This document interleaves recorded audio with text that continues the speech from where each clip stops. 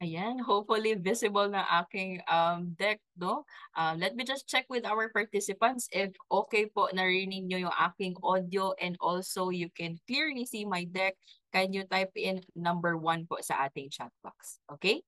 For at least we can start our webinar smoothly, no? And wala siya masyadong issues. Ayan, thank you very much. I think medyo active yung ating participants, no? So that's good. Thank you very much to we have Dina, Mary Jean, Lovely Joy. We also have Ken Ken. And I'm very happy to see some of the participants na medyo repeat na namin nakikita, no? So thank you very much. Okay?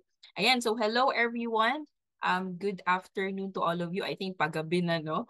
It's 6 o'clock, but you can always invite your friends, your family over if may kakilala ko yung who are very interested in bonds and also in investing, no? And also, by the way, thank you very much for pinipili niyo kong i-spend for this Wednesday evening, no, for by attending this webinar. And also medyo mainit ang panahon, no? Medyo ilang weeks na to kasi, and also parang prone tayo into sickness sa ating ganitong sitwasyon, no? So hopefully please do take care of yourselves, drink lots of water and stay hydrated po tayo, and dapat feel comfy tayo as we will spend the next hour talking about bonds, no? So to introduce myself, I am Tara Dirampatun. I'm the Mindanao Business Development and Market Education Associate from the First Metro Securities, the stock brokerage house of the Metro Bank Group. I think for those na medyo familiar na sa ating mga sessions, I think nakita niyo na ako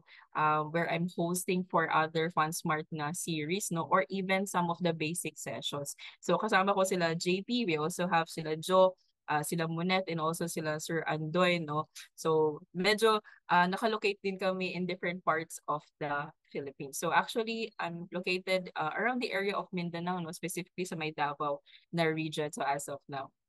Okay, so for those who are di pa familiar sa First Metro Securities, no, where we at in terms of our lineage, no? So we are right under the investment banking of the Metro Bank Group.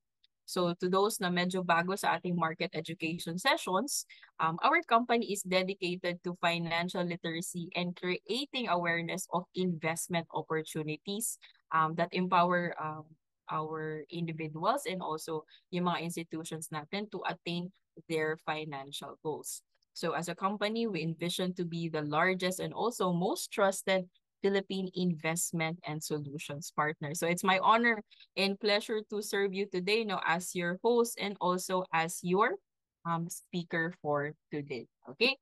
So just like this event, no, actually showing on your screen some of our recent sessions na on-site and face-to-face, no, I think early this year and late last year ata, no. So, but before the pandemic, actually medyo marami kaming on-site sessions. Pero ngayon, we're slowly getting back at it kasi medyo less na yung restrictions. At the same time, medyo maraming opportunities to provide those on-site sessions, especially yung mga partnered namin na private companies. We also have yung academic institutions, just like yung mga universities and even yung mga colleges. So for our private companies naman, I think nagiging magandang kagandahan yung webinar, no, kasi may mga employees na medyo scattered po yung location ng kanilang work, no. So nagiging magandang benefit yung webinar sa kanila. At the same time, for the public sector, we recently have those sessions with them last February. So Bonds 101 with the Bureau of Treasury and also MP2 Basics and other funds that are offered with Pag-ibig. You can check out the recorded versions po sa ating YouTube channel. Just search the handle at First Metro Sec. Okay? You can also check out the new sessions na meron kami every month. And also, if hindi po natin mahabal yung lives na sessions, you can always check our YouTube channels kasi usually ina-upload naman siya. Okay? So in terms of financial literacy in the Philippines, no, where we are, no, kaya saan kaya tayo? Actually, we are right under 1% of Filipinos are currently investing in stocks, no, bonds and also funds. So this indicates na medyo malaki yung gap, no, in terms of financial knowledge and also investment participation among our fellow Filipinos. Okay. First Metro Securities, we try to fill that gap by providing continuous na financial and investment literacy sessions, no, to the Filipinos, even yung mga OFW, kasi medyo less yung kanilang opportunities abroad, no, especially if gusto nila mag-invest here in the Philippines. Okay, so hopefully for this session, no, marami tayong matutunan, marami tayong learn about the bonds, no, and how we can take advantage of it. Okay, so for today's session, medyo I think jump pack, medyo marami tayong dapat matutunan, no? But this will be a short presentation and insightful, especially we will talk about another option of passive income. Okay? Let's define the bonds in simpler terms, meaning mas madali natin maintindihan. Pangalawa is ano nga ba yung pagkakaiba ng government-issued bonds and also corporate bonds, no? Pangatlo is paano tayo kikita or how do I earn from those bonds if I invest, no? And also lastly, ano nga ba yung mga risk na nakadikit or nakapaligid kapag nai-invest tayo sa bonds? Okay? At the same time, is it suitable for you to invest in bonds? Meaning, nababagay ba siya sa iyo? Nababagay ba siya sa investment style mo? Okay? So hopefully ma-answer natin lahat ng PODs natin, no, point of discussion natin. And also if may questions pa tayo, feel free to put it sa ating Q&A button and we'll try to answer it after my presentation. Okay? Yan. Yung title ng ating session natin, no, is Make Money with Bonds. That is easy, predictable, and passive income. Now, let's define, no, ano nga ba yung passive income? So, have you ever wondered, no, for example, na napaisip tayo kung paano natin tinataas or dinadagdag yung ating income without putting in extra hours of your day job, yung mga 9 a.m. to 5 p.m. natin na work as an employee, or even if may mga negosyo tayo as business owners, no? Actually, di ka nag-iisa, no? I'm also included here sa data na ito. This is a data happened with 2023, no? Actually, yung millennials and Gen Zs natin, they also contribute maybe 20 to 30% of the total population of the Philippines, no? Actually, me, medyo included ako sa millennial na side, no? So, staggering 71% of Filipino millennials and 65% of Filipino Gen Zs are exploring side jobs. Okay? So take a note na mas mataas po ito actually compared sa results last quarter, no? So ano nga ba ibig sabihin nitong mga numbers na ito? Actually, this trend speaks volume about paano natin hinahandle yung ating work and also how we manage our finances, and also pinaka-importante, no, the desire for financial independence among the younger generation. Kahit ako, I aim for financial independence, no? Pero ano nga ba yung reason why they find additional side jobs? Okay, aside from their usual na day job. Okay?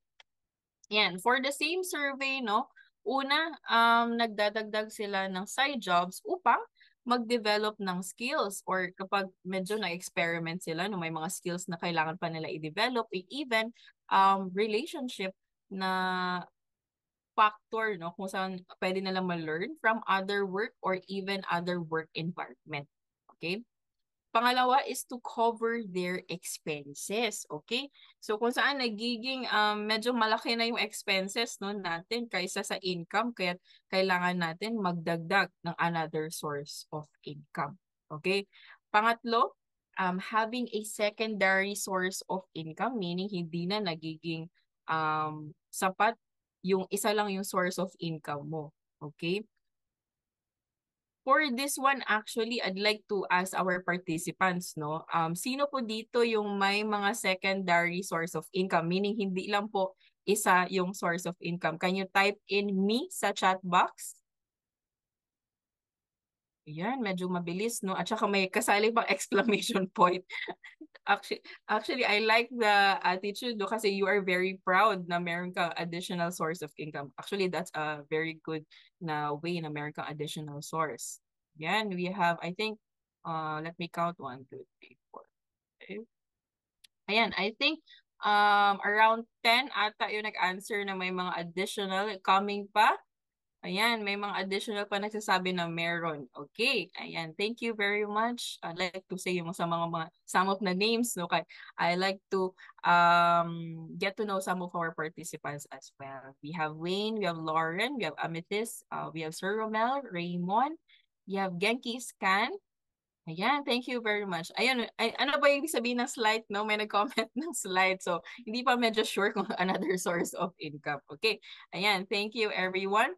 So, actually, bakit nga ba yung sudden surge in interest, no? Kung bakit naghahanap sila agad ng secondary source or additional side jobs aside from these three main reasons? Actually, the answer lies in the quest for passive income. Kahit ako, I always strive to create another passive income. Pero sometimes medyo mahirap siya, no?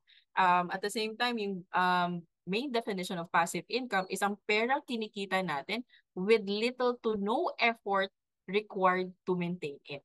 Okay? Same ba tayo ng definition? No? Hopefully, for those na may mga passive income, true ba tong statement na to na it's the money na with little or two or no effort. Minsan hindi natin nilalagyan ng effort pero kumikita pa rin tayo. Okay? Yan. So world naman ng investments, no? There are a lot that are considered passive income. No? But for today's session, I will talk about bonds. Okay? Kung saan ang bonds are investments that provide a regular stream of income and bonds are ideal asset class for passive income. So bakit nga ba no? Bakit nga ba nagiging pwede siya maging passive income? So let me just share with you three good reasons kung bakit no. Una is steady income with minimal effort.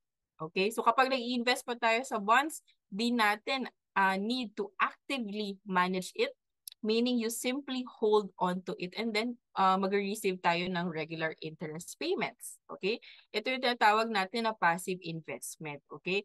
Meaning kumikita tayo kahit hindi natin constantly minomonitor or even make decisions about our investments. Okay?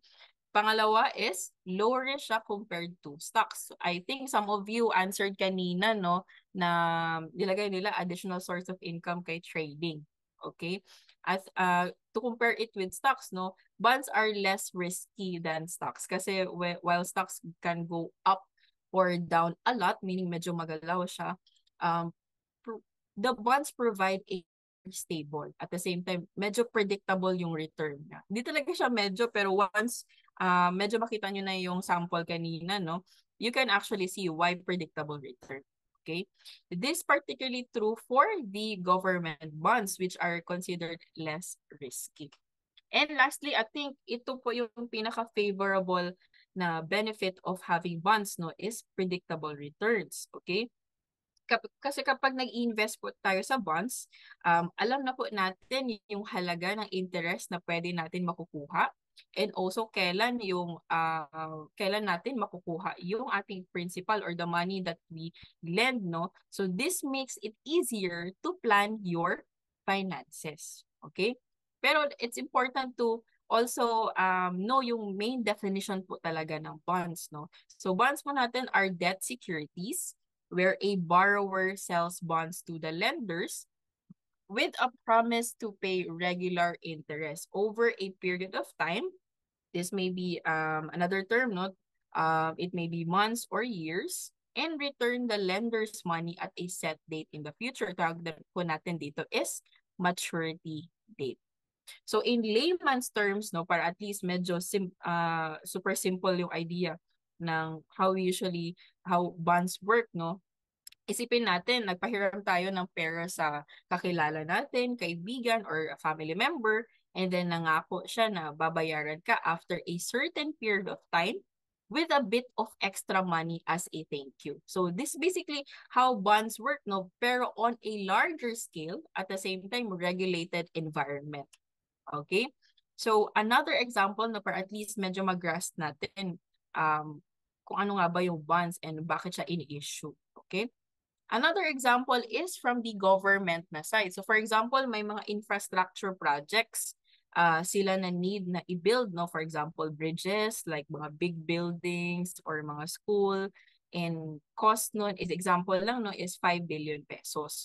Actually, pwede nila kunin sa funding nila, no? Pero what if kulang siya or short sila ng maybe around 1.5 billion pesos? So ano yung gagawin nila?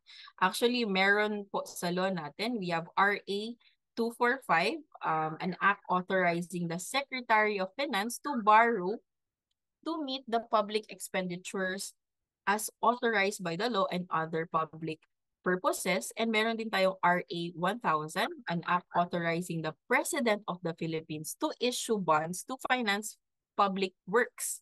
Okay? So in case na need po ng additional funding for these public work projects, no, they could issue bonds to the investors na willing po magpahiram ng pera. Okay? Kung saan the government can get that additional 1.5 billion pesos from investors, pero babayaran kayo yun with the interest and also pays back the principal sa agreed time period. So it may be months, it or years, no? Okay. So this also applies for corporations or big companies, no? So both government po and corporations, they can raise capital from the public investor to fund yung projects nila, even for example, expansion in their businesses. Like for example, mag-introduce sila ng products and services to cover those costs kasi medyo malaki din yung funding na nangailangan for that venture, no? Pwede rin operations, like for example, need nila ng funding to improve some of the facilities or to keep the business as usual. Okay? Pero sa bond investing kasi, meron tayong two markets, no? Para at least you have an idea what usually happens kapag magbabuy and also sell ng bonds. We have the primary market kung saan meron tayong new bonds that are sold to the public for the first time. Okay, so similarly to the initial public offering of the stocks, no? So in bonds, kapag meron pong mga new bonds and then ini-issue siya for the first time sa public, that usually happens in primary market. After they have been issued sa primary market, papasok na po yung tinatawag natin na secondary market kung saan binubuo na siya ng mga buyers and also sellers of the bonds anytime based on the prevailing market rate and subject din siya sa fees and also taxes. Okay? So by the way, itong both of the markets, no, primary and the secondary market, are closely regulated naman po by a number of regulatory agencies here in the Philippines. Okay? We have the Bureau of Treasury, the BTR, and the Securities and Exchange Commission or the SEC. Sila po yung major government agencies that are tasked with the management and regulation of the debt securities. Additionally, sa secondary market naman po, we have the Philippine Dealing and Exchange Corporation or PDEX. Sila po yung SEC registered exchange and also the SEC authorized OTC market operator. Bale, sila po yung nag-organize ng secondary market for the trading of fixed income securities, which includes po yung ating government-issued bonds and also corporate bonds. Okay? Now, to talk deeper about bonds, no, dapat actually malaman natin yung mga terms na ginagamit for bonds, no. Actually, for this one, kailangan natin malaman, no, for example, when we go sa mga banks or financial institutions, baka may mga terms na ginagamit sila and then hindi natin alam, no, particularly. Hopefully, we can understand these terms, no, para at least if you are interested in investing in bonds, mas madali po natin ma-understand some of the bond offerings na meron sila. Okay? First one is the face value, also known as par, no? Ito po yung amount that the bond will worth at the maturity. Ito rin po yung ating basis, no? For calculating interest payments na binibigay natin to bondholders or investors. Okay?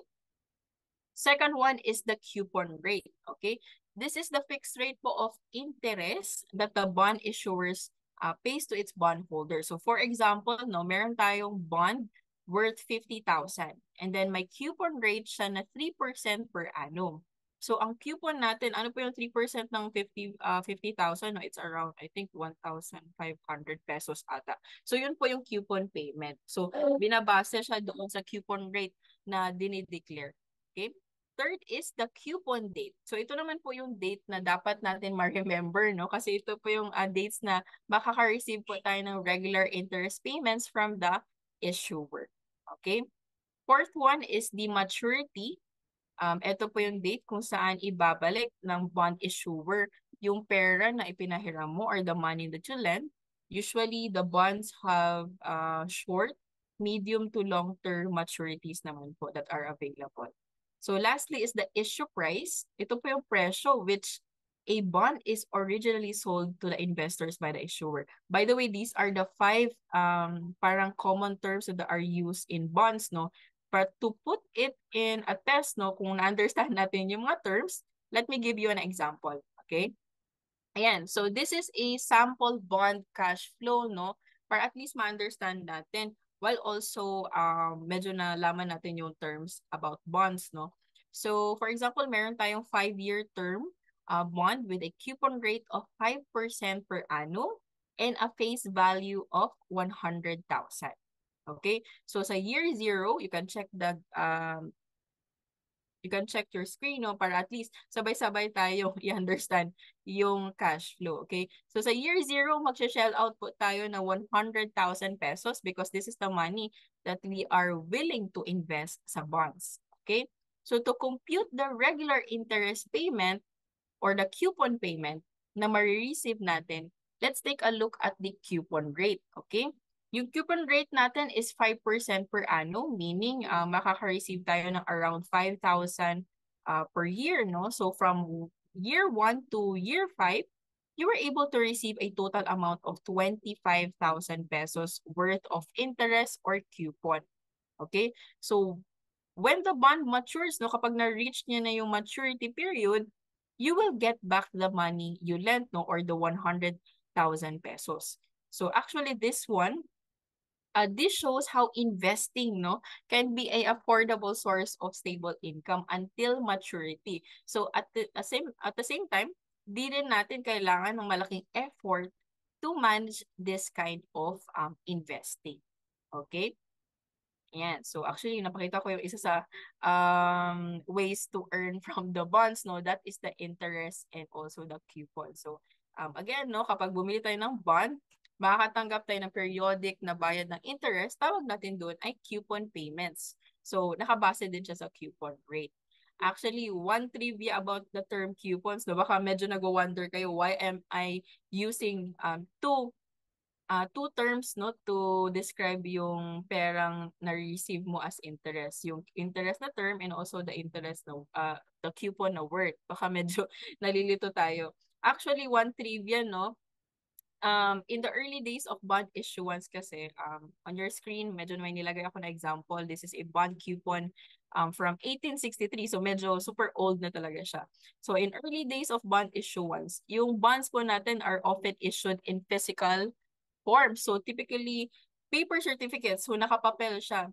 Yung certificate naman ito ay included yung mga detachable coupons, meaning natatanggal siya na coupon. So yung nakikita nyo na medyo maraming squares doon sa baba ng picture, those are the coupons na pwede po natin tanggalin. So each coupon represent a interest payment that the bondholder could claim, no? So noong time na yun, 1863, so kapag kukuha sila ng regular interest payment nila or coupon payment, tinatanggal nila yung coupon and then pupunta sila doon sa banks or financial institutions na meron sila noong time na yun. Okay? So in modern times kasi ngayon, yung bonds natin are usually issued electronically na.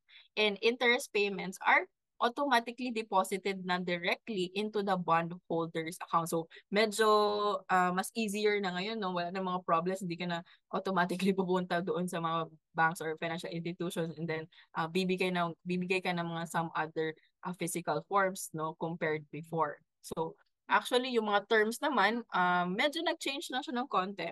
Today, no, yung term na coupon rate, it refers to the interest rate paid by the fund. Okay? Yung coupon payment naman refers to the periodic interest payment. So, sometimes ginagamit pa rin yung term na coupon in international level at I think no, medyo napapansin ko siya. For most of the time, interest na yung term na ginagamit nowadays. Okay? So, another method is the price appreciation, kung saan nangyayari siya sa secondary market. Yun ang sabi ko kanina, no? Ito yung pagtaas ng presyo ng bond pagkatapos nating bilhin, tapos ibibenta natin siya ng mas higher price or mas mataas na presyo. So that's when the time na pwede ka mag take a profit, no? So how does price appreciation work, no? Para at least ma-understand natin bakit tumataas yung price ng bond, bakit bumababa, okay? Kailangan natin i-understand actually ang relationship between the interest rates and bond prices, okay? So let's try to explain it na medyo hindi masyado mahirap, no? Actually, yung price ng bond or the bond price and interest rates ay may inverse relationship, okay? Meaning kapag bumababa po yung ating interest rates, tumataas po ang presyo ng existing na bonds natin. So halimbawa, no, let me give you an example para at least mas ma-understand natin. Kapag bumili tayo ng bond, no, bumili tayo ng bond na may 5% coupon rate, and then kapag may nag-offer ng bagong bond with 3% coupon rate dahil bumaba nga yung ating interest rates, magiging mas attractive or kaakit-akit yung bond mo na 5% coupon rate dahil mas mataas po yung interest na binabayaran ito. At the same time, tataas din yung price ng bond. Okay? Same with demand and supply, no? Katulad ng other markets actually. Kung mas marami po yung tao na gustong bumili ng isang particular na product or specifically the bonds, tataas po yung presyo nito. You can also remember yung concept ng buy low and also sell high, meaning bumili ka ng bonds that are undervalued or kapag inaasahan natin na bumababa yung interest rates, and then ibebenta natin yung bonds kapag tumaas na yung presyo, pwede ka kikita doon. Okay? Ayan, hopefully na-understand natin, no? And anyways, if may questions pa tayo, feel free to put it sa ating Q&A or the chat box. Okay? Ayan. Ito, medyo direct na tayo, no? Ano yung mga bonds available here in the Philippines? By type of issuer, we have the government-issued bonds and the corporate bonds. So pag-usapan natin actually yung basics nila, no? And how they are different. Okay? So, first one is the government securities. I think na share ko sa inyo kanina, no, yung how they issue bonds yung sa government na side. Pero furthermore, government securities are debt instruments that are issued by the Republic of the Philippines to finance the public expenditures. Okay? At the same time, yung government securities natin are marketable din siya. Meaning they can be traded easily sa secondary market anytime as long as the market is open. Okay? Another trivia, no? Para at least medyo may konting alam tayo with the government securities. Meron tayong term na ginagamit like treasuries. Okay? So these are the government securities issued by the Bureau of Treasury or the BTR on behalf of the Republic of the Philippines. So which are the treasury bills and the treasury bonds. Although other government agencies and local governments and GOCCs ata can also issue securities, no? But these are not labeled as treasuries. Okay? So only yung mga government securities issued by the Bureau of Treasury, sila yung po yung tinatawag natin na treasuries. Okay? Government securities in general, no, are issued in scriptless, meaning hindi siya physical certificates. Okay? At the same time, nag-feature din siya ng iba't ibang types of look and also other formats, no. But for now, I will share with you some details about the treasury bills, treasury bonds, and also special issue bonds from the government naman po na side. Okay? First one is the treasury bills. Actually, these are very short-term securities, no, issued by the Bureau of Treasury.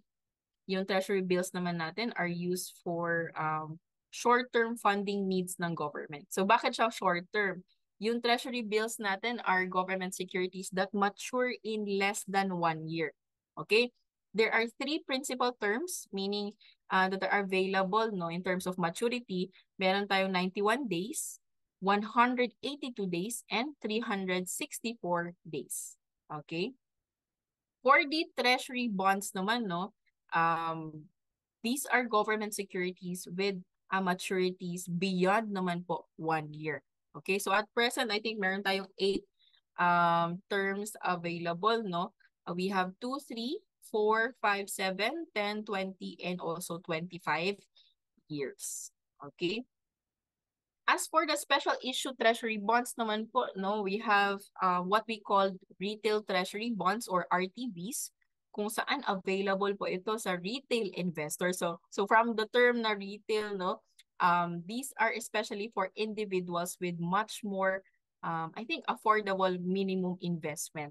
Okay, so some of the good benefits of investing in RTBs, no, is the minimum investment. Yung minimum investment niya for the peso-denominated RTB is 5,000 pesos. Okay?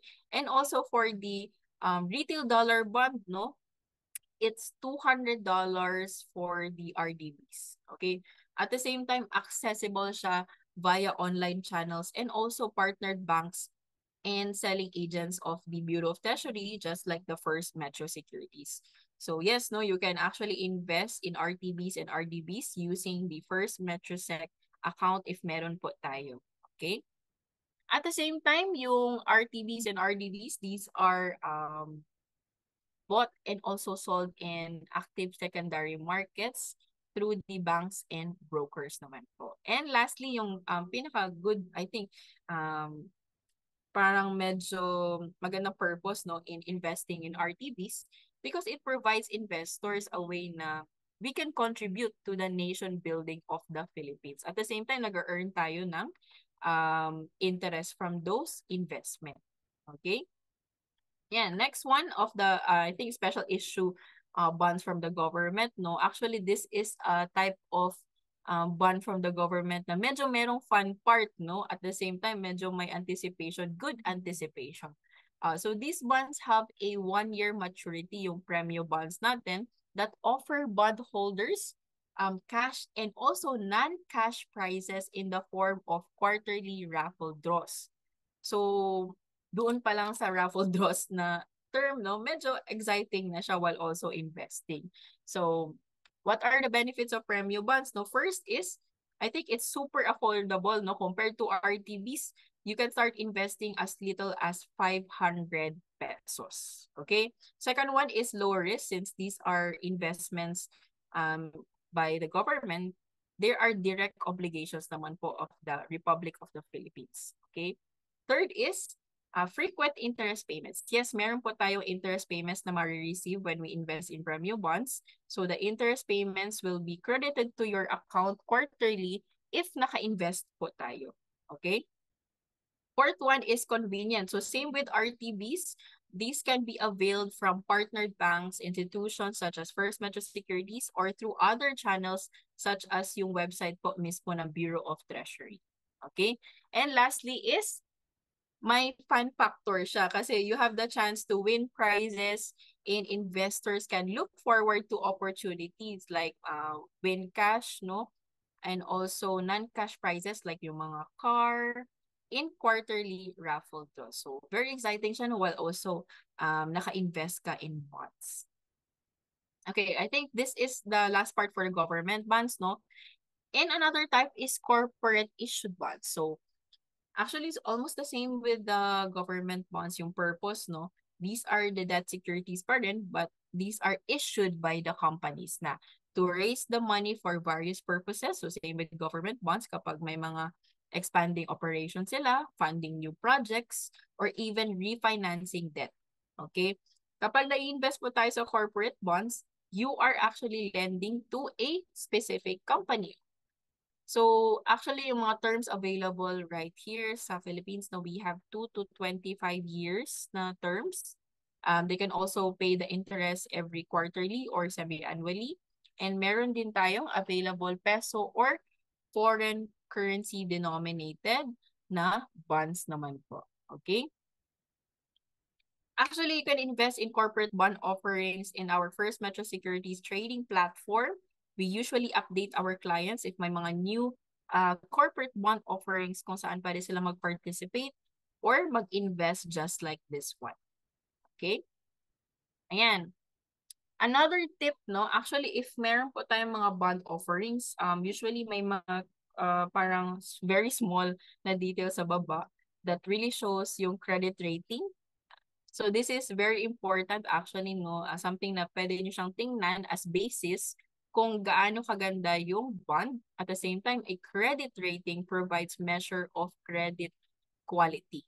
So, a credit rating, it must be unbiased, dapat independent siya, and also third-party evaluation of the issue, yung mismong bond, and also the issuer, yung nag-issue po ng bond. Okay? At the same time, it's like a grading system, no?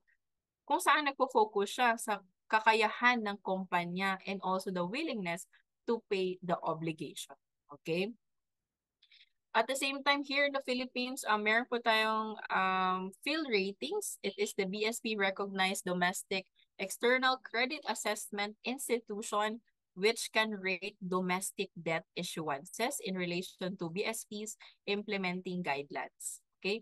To give you an idea, no, ano usually yung grades na ini-issue nila. So for short-term issuances, we have the PRS1. This is the best grade for short-term issuances. It has the strongest capability of debt instrument issue on both giving interest and also principal. Okay? Pero for long-term issuances naman or mga medyo mataas yung maturity, PRS AAA are one of the highest quality with minimal credit risk kung saan yung capacity nila to meet its financial commitment on its obligation is extremely strong. At the same time, PRS AAA, ito po yung pinaka-highest rating na pwede i-assign ng field ratings. Okay? So kapag may mga bond offerings tayo or kapag may mga bond na ino-offer sa atin, you can also check out the credit rating. Okay? Para at least, pwede nyo siya idagdag sa basehan ninyo if mag-i-invest pa kayo ng bond na yun. Okay? Ayan.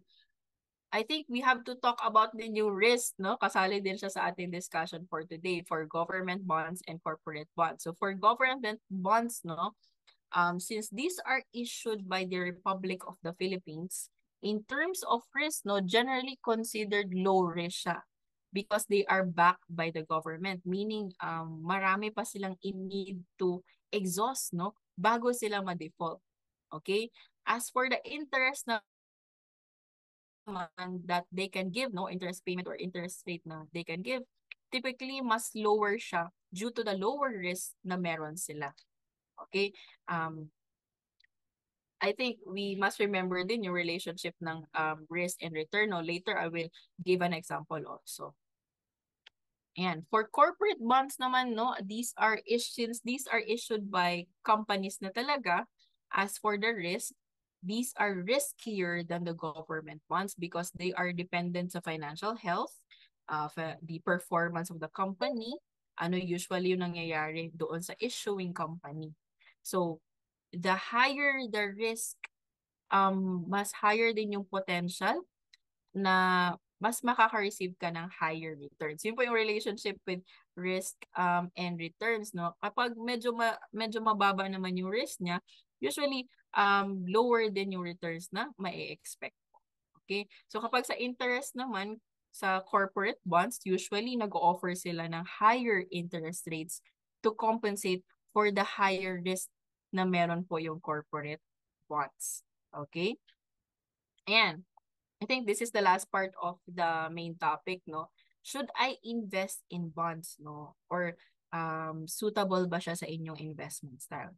Actually, bonds po natin are the best choice for conservative na Filipinos who want to maybe start slow, no? Or much less risky investments as opposed to stock market investing since medyo volatile yung stock market, no? Or medyo magalaw siya. At the same time, it is a better option for people who prefer predictable passive income kasi you receive yung periodic interest payments from the bonds, no? Actually, this is a good investment option that you can look into if you want low-risk investments, something na hindi nyo kailangan i-manage parate. At the same time, may mga predictable returns tayo na re-receive. Okay? So for those na interested po to invest in government bonds just like retail treasury bonds, actually for the government bonds, You can check with the Bureau of Treasury and also sa kanilang main website or sa Facebook community or sa Facebook official page nila. Usually, sinasabi nila doon kapag may mga government bond offerings po sila. So recently for retail treasury bonds, yung last offer period nila is nung sa February. Okay? So kapag nung time na yun, no, if you want to invest in RTBs, you can actually use the First Metro Securities na account if meron po tayo. And also for corporate bond offerings, usually kapag meron, you can use the First Metro Securities account to invest in those. No? Ayan. So if you want to invest in First Metro Securities, need lang po natin to have a First Metro Securities trading account first. So also kapag nag-order tayo ng bonds, di na po need ng physical forms, no branch visits, and then no personal appearance na din. So medyo easy na din siya kasi online na lahat. And make sure na you have enough po cleared or withdrawable cash in your First Metro Securities account before placing an order para at least wala na tayong problema no, when we fund our account. Okay?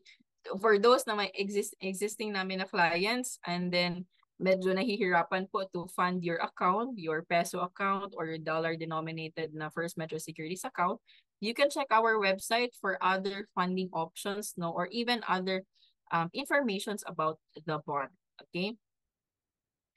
For account opening naman, if we compare it way before, no, actually hindi masyado friendly when we open an account, no, in any security company, no, kasi medyo kailangan mo pupunta sa office, mag-fill up ka pa ng forms, but with First Metro Securities and also in the comfort of your home, medyo modern na tayo. You can actually open First Metro Securities account via our website and also First MetroSec Go mobile app, meaning kapag the requirements required, no, ina-upload na lang po siya sa ating mobile app. If mobile app po yung gamit natin, also the details, ini-input na lang po doon, and also yung lastly, the verification is online na din siya. Okay? So for faster processing of your account opening application, you can use the seminar code BONDS101 para alam po namin na galing po kayo dito na webinar. Okay?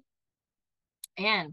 And lastly, for those na very interested to open an account with us, you actually need one account only, no, para ma-access yung portfolio natin. Meaning you can use the website version, the tablet version, or even the mobile app, no, to check your portfolio. At the same time, you can actually trade PSE stocks, real estate investment trust. We have exchange traded funds, mutual funds from our FundSmart partners. We have unit investment trust funds and actually the bonds as well, no? And also, if you want to know more about First Metro Securities, no, for those na very unfamiliar pa of what we usually do, no, you can connect with us with our main website, that's www.firstmetrosec.com.ph, and also in our social media channels as well. Just search at First Metrosec. So we have Facebook and I think Viber community channels, no, where we update yung market updates, yung mga webinar sessions namin na upcoming pa, and other announcement about our trading platform. Nandoon po lahat. And also for Spotify, no, we've been, I think, posting some Audible, no, for those na medyo may market updates with our FundSmart partners and other announcements as well. We also have short videos sa aming TikTok account. And again, no, for our YouTube channel, updated po siya sa aming mga sessions that we've been doing every month na po. So kasali din doon yung website navigation. So for those na medyo hindi pa confident with our trading platform, you can check out yung aming Pro and also Classic and also mine na website navigation. Okay, para at least mag-guide tayo on how we use our trading platform. And for those aming existing clients, for account requests, updates, and even access concerns, email na lang po natin yung customer service at firstmetrosec.com.ph. All right, lastly, before we approach the Q&A, no, for those na gusto po ng customized and gamified award-winning market education programs exclusively designed for company, whether you are connected sa school ninyo or organization, just send us a formal invite via Market Education at firstmetrosec.com.ph. Okay? I think medyo marami nakikita ko na questions sa Q&A, no? Let me just flesh it out. But before we approach the end of our webinar, no? Let me just check if may time pa tayo. Ayun. Let's have a short na live Q&A, no, before we wrap up our session. You can ask questions about the presentation, and then write lang po natin sa Q&A na button. And for those na hindi po namin makater based on the allotted time or complexity of the questions, because some of the questions di po natin medyo ma-answer kasi medyo specific, no? We'll try to answer them offline na lang po. Okay? Yan, so let me just check muna. Okay. May error po sa website address na naka-flash sa screen. Is this yung trading platform po namin? If anyways, you can also email po yung customer service. Is it a customer service at firstmetrosec.com.ph. Okay? Another one is, ayun. Let me just check. Ayun. Another question is, pwede mo ba gawin to sell bonds? Actually, except for Premio bonds, no, you can sell your bond holdings in the secondary market, yung sinabi ko kanina, anytime. Based naman po sa prevailing market rate. At the same time, subject din po siya sa fees and also taxes. Okay? Is it necessary to have Metro Bank account to open an account in First Metro Securities? We encourage pero hindi naman po siya required. If may Metro Bank account po tayo, mas easier, mas mabilis po yung settlement if mag-withdraw tayo or mag-redeem tayo ng investment since we are right under in one Metro Bank group, no? Pero in anyways, usually additional lang ng 1 day if hindi po Metro Bank account yung gamit natin as settlement bank. Okay, tingnan natin sa Q&A, medyo marami, no? Just... Pag-start po ako investing sa stocks and bonds after this webinar, how to start po? You can actually start by opening a account. So once we are confident na no to invest in stocks and bonds, open po tayo ng First Metro Securities na account. You can use the website version pero encourage po namin to use na lang po the mobile app kasi mas madali siya. Mas madali mo siya ma-upload yung mga required documents. Mas madali po ma-input yung mga details. At the same time, yung online verification, mas madali na rin siya. And then wait ka lang ng few days. If okay lahat ng requirements mo, ma-activate na siya. And then you can start investing in stocks and also bonds.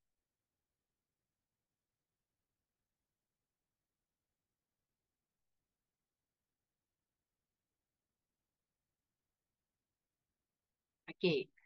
Is bond rating PRS triple A best or good or not good? Actually, kasali to sa webinar kanina, no?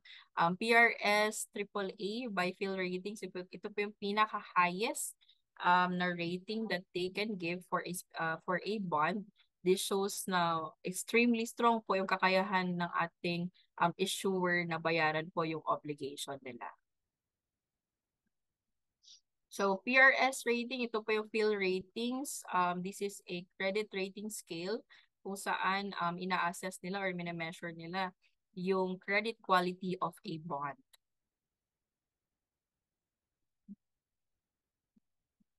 Okay, another one. Can I buy bonds from abroad? Okay. Actually, yes po, no? Ordering kasi natin is through online. So, it may be accessed anywhere, no? As long as you have the trading platform. You may also email po the OFW desk at firstmetrosec.com.ph. Again, OFW desk at firstmetrosec.com.ph para ma-assist po namin kayo if you are located abroad. Okay?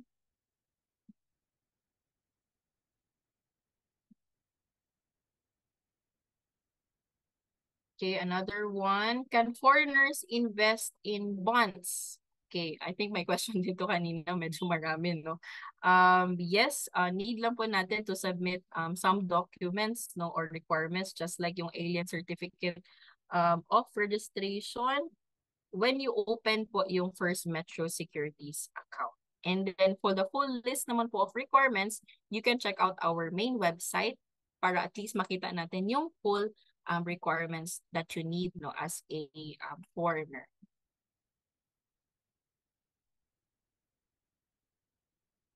Okay, check natin.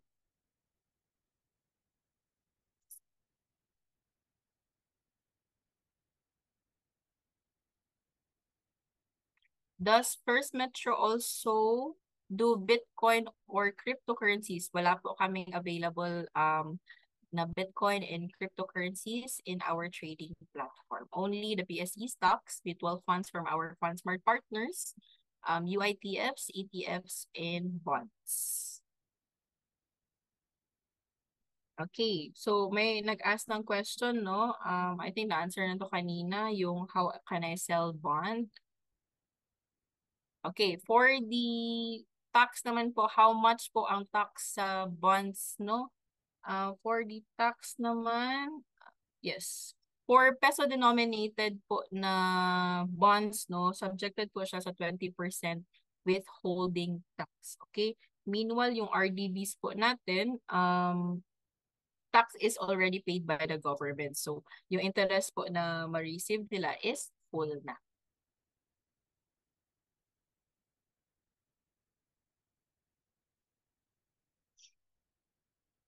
How can we watch the recording of this live webinar, no? You can expect naman po in the following weeks na ma-upload siya in our YouTube channel. Okay? Ayan, let me just sort the questions, no, kasi medyo marami po yung ating questions. Ayun, medyo nababawasan na siya. Okay.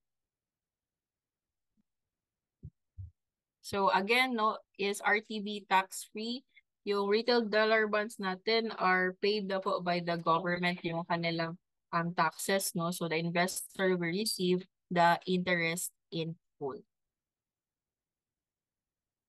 When is RTB usually offered? So yung sinabi ko kanina, early this year, recently February, yung last offering ng RTB.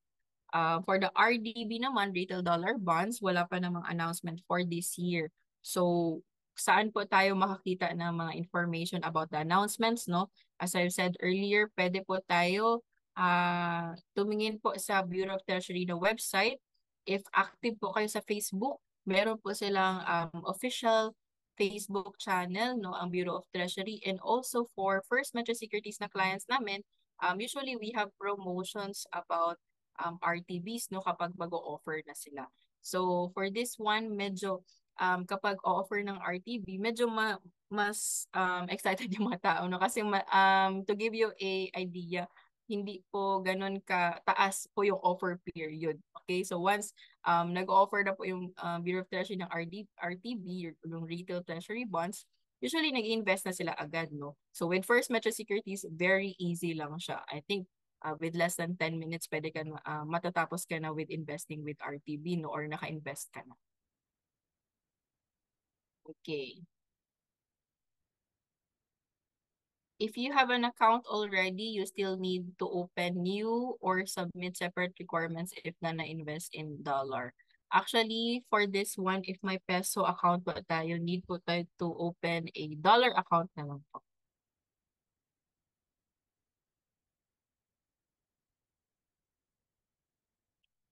Okay, I think some of the questions, no, is may problems in funding.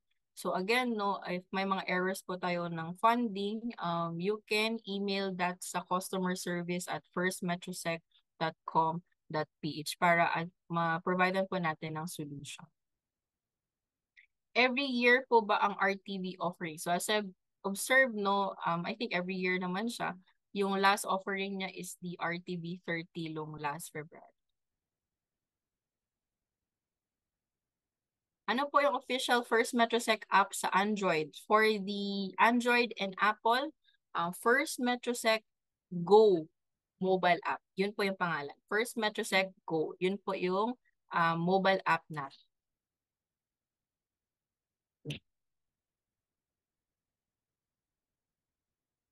Where to research the credit rating? Usually kasali po yan doon sa parang for example, sa amin, no, we have promotional materials na pinapakita yung corporate bond offerings. And then sa pinakababa, right under yung mga interest rates or yung mga offer period, nakalagay yung credit rating. Okay, so may nakalagay doon na PRS AAA, or you can ask po doon sa, for example, sa banks po tayo avail, you can ask ano po yung credit rating for this bond. Okay?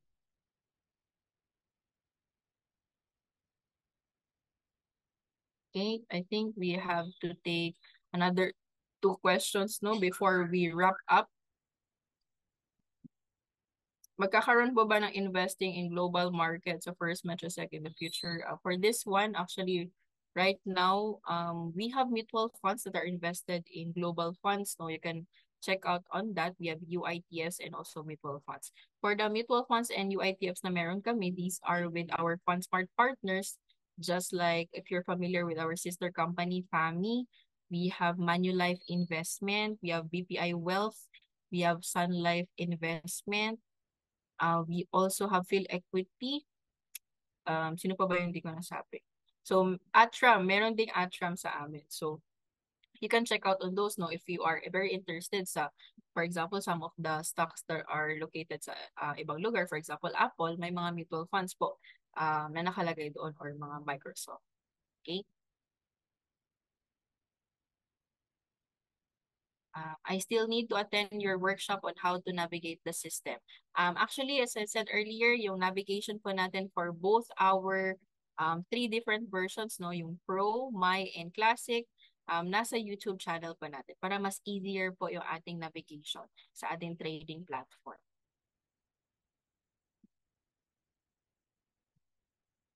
I have First Metrosec account already, which I applied during the pandemic. I think last question na to, no, kasi medyo malapit na yung ating allotted time, but I haven't started using it. Okay pa ba yung account ko kung hindi pa siya auto-expire? For this one, you can check with customer service and then you can provide po yung account details and then you can double check with them if active pa yung account ninyo. Or you can simply log in sa ating mobile app if wala tayong problems, active pa siya. Pero if may issues na tayo, for example, error, hindi tayo makalogin, you can reach out to our customer service through the email customer service at firstmetrosec.com.ph para ma-reactivate po siya. Ayan. Okay, medyo marami yung questions, no? Actually, take note po natin to before I wrap up. No, let me just take a picture.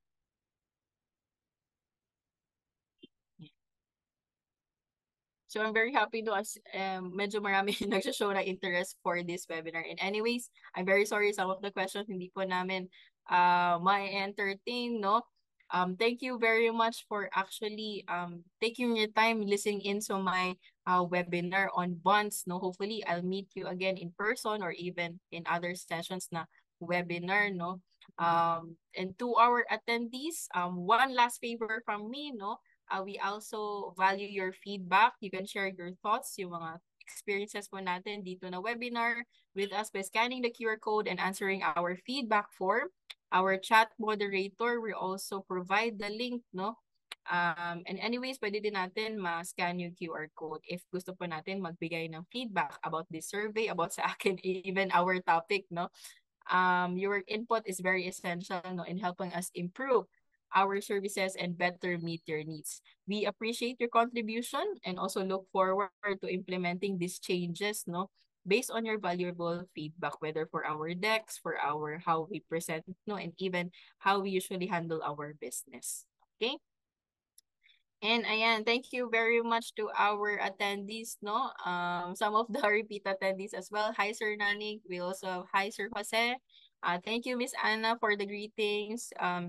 Miss Virgilia, thank you very much. Ayan, we have Miss Amethyst. We have Sir Gerald, thank you very much for those kind words. Hopefully, marami po tayong na-learn from this session. No? Let me just take a picture of this one. Okay. Ayan.